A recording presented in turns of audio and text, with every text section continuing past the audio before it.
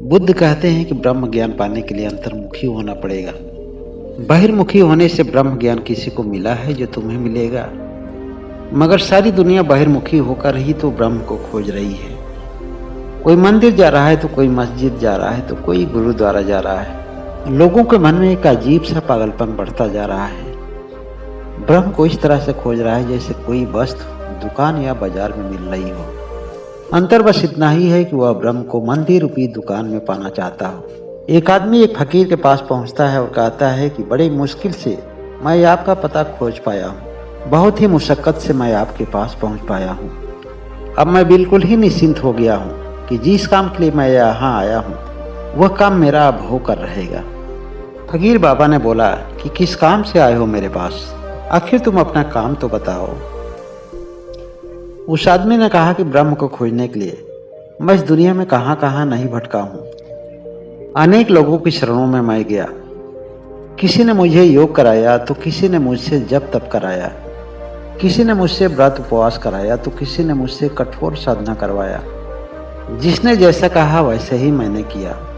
आज मैं कई वर्षों से ब्रह्म की तलाश में भटक रहा हूँ। लगता है कि आज मैं सही जगह पर पहुँच गया हूँ। आप जैसा कहेंगे वैसा मैं करूँगा। कठोर से कठोर तप और साधना करूँगा।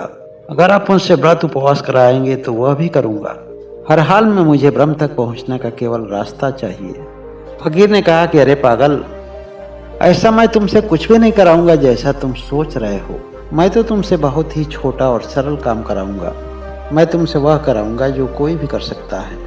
तुम जानोगे तो तुम्हें खुद ही हैरानी होगी। मैंने आज तक कोई मुश्किल और बड़ा काम खुद ही नहीं किया और न ही किसी को करने की राय भी दिया। फकीर बाबा की बात सुनकर वह आदमी उतावला होने लगा। कहा, बाबा फिर तो आप जल्दी बताइए कि मुझे कौन सा काम करना होगा। फकीर बाबा ने कहा कि देखो, मैं तो अभी कुएं से पानी भरने जा रहा हूँ और जब मैं पानी भरूं तो केवल तुम्हें ध्यान से देखना है। केवल तुम्हें बस देखते ही रहना है, बीच में बोलना नहीं है जब तक कि मैं पानी भर न लूं। जब मैं कहूँगा तभी तुम बोलोगे। उस आदमी ने बाबा की बातों से राजी हो गया और कहा कि मैं आपकी इन शर्तों को आदेश मानकर पालन करूँगा। उसने कहा कि जब आप मना ही कर दिए तो भला बीच में मुझे बोलने की जरूरत थी क्या है। आखिर थोड़े ही समय की तो बात है। उसने फकीर बाबा की बात तो मान ली।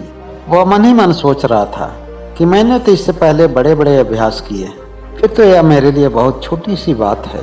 लेकिन आदमी का सबसे बड़ा स्वभाव है कि जिस काम को उसे मना किया जाता है उस काम को नहीं करने के लिए उसे बड़ा ही जोर देना पड़ता है। बार बार उसका ध्यान उसी तरफ खींचा चला जाता है। फिर क्या, फकीर बाबा ने एक बाल्टी उठाई, उस बाल्टी में एक रस्सी बांधी और पानी भरने के लिए उसे कुएं में लटका दिया। पहले तो उस बाल्टी को कुएं में चारों तरफ हिलाया डुलाया और फिर बाल्टी को ऊपर की तरफ खींचा, लेकिन उस बाल्टी में पानी बिल्कुल ही नहीं था और वह आदमी उस फकीर बाबा की सारी करतूतों को ध्यानपूर्वक देख रहा था। वह मन ही मन सोच रहा था, बोलने की भी इच्छा हो रही थी लेकिन शर्तों से मजबूर था। आखिर यह फकीर बाबा कर क्या रहे हैं? ऐसा तो केवल एक बेवकूफ़ आदमी ही काम कर सकता है, जिसके पास किसी तरह का कोई ज्ञान नहीं है। या तो वह आदमी मूर्ख नहीं बल्कि महामूर्ख हो। लेकिन इस फकीर बाबा को तो महामूर्ख भी नहीं कहा जा सकता है। लेकिन उस फकीर बाबा ने उस बाल्टी को दोबारा उस कुएं में पानी भरने के लिए डाला और फिर उस बाल्टी को जोर से चारों तरफ हिलाया डुलाया और जब लगा कि पानी भर गया है तो फिर उस बाल्टी को ऊपर की तरफ खींचा।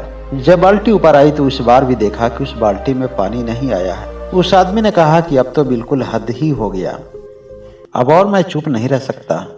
अगर इस तरह से मैं मौन होकर चुप रहकर यह सारा खेल देखता रहूं तो मैं तो फकीर बाबा से भी बड़ा मूर्ख कहलाऊंगा। बिना पेदी की बाल्टी में भला पानी कौन भरता है? अगर पूरे जीवन भी बिना पेदी की बाल्टी में पानी भरा जाए तो पानी कैसे आ सकता है? अब उस आदमी को लगा कि बिना बोले काम नहीं चलेगा। अब तो मुझे अपने वचन को तोड़ना ही पड़ेगा। अब मुझे फकीर बाबा के कृत्यों में हस्तक्षेप तो करना ही पड़ेगा, नहीं तो वह पानी भरते रहेंगे और मैं इस तरह से बैठकर देखता रहूंगा। जब तीसरी बार फकीर बाबा ने उस बाल्टी को कुएं में डालने का प्रयास किया तो आदमी जोर से आवाज लगाकर कहा, रुकिए, आप कर क्या रहे हैं? आपको मालूम नहीं कि बिना पेदी की बाल्टी में पानी नहीं आएगा? फकीर बाबा ने कहा कि अरे पगले, तूने क्या कर दिया? यह तो मेरा केवल आखिरी प्रयास था। इसके बाद मैं उस बाल्टी को कुएं में नहीं डालता। मैंने तो केवल मन में 3 ही प्रयास के लिए विचार किया था। इतना समय धीरज रखा लेकिन थोड़ा सा धीरज और नहीं रख पाया। तुम्हें क्या लगता है मैं अंधा हूँ, बहरा हूँ, बेवकूफ हूँ? इतना सा भी धीरज तुम्हारे मन में नहीं रहा। तुम यहाँ से तुरंत भाग जाओ, हट जाओ मेरे सामने से। जिसके मन में इतना भी धीरज ना हो वह चला है ब्रह्म की खोज करने।